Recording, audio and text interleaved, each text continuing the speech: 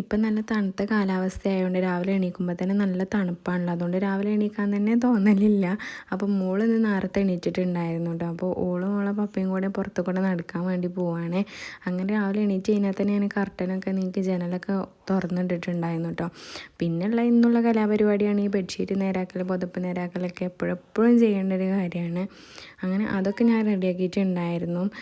പിന്നെ നമ്മളെ YouTube channel 1000 subscribers ആവാൻ കുറച്ചും കൂടി ആൾക്കാരും കൂടി വേണം. അപ്പോൾ സബ്സ്ക്രൈബ് ചെയ്യാതെ കാണുന്നവരുണ്ടെന്നുണ്ടെങ്കിൽ, അല്ലെങ്കിൽ പുതുതായിട്ട് ആരെങ്കിലും വീഡിയോ കാണണമെന്നുണ്ടെങ്കിൽ എന്തായാലും സബ്സ്ക്രൈബ് ചെയ്തിട്ട് നമ്മളെ സപ്പോർട്ട് ചെയ്യണം കേട്ടോ. അങ്ങനെ അടുക്കളയിൽ ചെന്ന് നോക്കുമ്പോൾ ചപ്പാത്തിയൊക്കെ അമ്മ ചുട്ട് വെച്ചിട്ടുണ്ടായിരുന്നു കേട്ടോ. പിന്നെ ചിക്കൻ കറി ഇന്നലത്തെ ഉണ്ടായിരുന്നു. അപ്പോൾ ഞാൻ മുട്ട റോസ്റ്റും കൂടി ഉണ്ടാക്കാൻ വിചാരിച്ചിട്ട് മുട്ടയൊക്കെ കുക്കറിൽ വേവിക്കാൻ വേണ്ടി വെച്ചിട്ടുണ്ടായിരുന്നു. പിന്നെ കുറച്ചുള്ളൂ കേട്ടോ ഉണ്ടാക്കണത്, കാരണം ചിക്കൻ കറി ഉണ്ടല്ലോ, പിന്നെ വെറുതെ വേസ്റ്റായി പോകും. അതുകൊണ്ട് ഞാൻ കുറച്ച് ഉണ്ടാക്കിയിട്ടുണ്ടായിരുന്നു. അതിൻ്റെ ഇടയിൽ ഞാൻ അടുപ്പ് കത്തിക്കാൻ വേണ്ടിയിട്ട് നോക്കിയിട്ടുണ്ടായിരുന്നു. കാരണം മോൾ എണീറ്റിട്ടുണ്ടല്ലോ. അപ്പോൾ ഞാൻ അപ്പക്കിന് ഉള്ള വെള്ളം ഒന്നും കൂടി ചൂടാക്കണം. അപ്പോൾ തണുപ്പായതുകൊണ്ട് പച്ചവെള്ളത്തിൽ കുളിപ്പിക്കൽ എന്തായാലും നടക്കുമല്ലോ. അപ്പോൾ ഒന്നും കൂടി ചൂടാക്കിയിട്ട് എടുക്കും കേട്ടോ. അങ്ങനെ അടുപ്പൊക്കെ കത്തിച്ചിട്ട് മോളെ വെള്ളം അവിടെ വെച്ചിട്ടുണ്ടായിരുന്നു. അതിൻ്റെ ഇടയിൽ മുട്ട റോസ്റ്റിനുള്ള ഇതൊക്കെ റെഡി ആയിട്ടുണ്ടായിരുന്നു കേട്ടോ. മുട്ടയും പുഴുങ്ങി കിട്ടിയിട്ടുണ്ടായിരുന്നു. അപ്പോൾ രാവിലെ വെയിൽ വരുന്നുണ്ട്, എന്നാലും നല്ല തണുപ്പ് തന്നെ ആയിരുന്നുണ്ട്. അപ്പോൾ ഞാൻ സിറ്റ് ഔട്ടിൽ ഇരുന്നിട്ടായിരുന്നു ചായയൊക്കെ കുടിച്ചിട്ടുണ്ടായിരുന്നത്.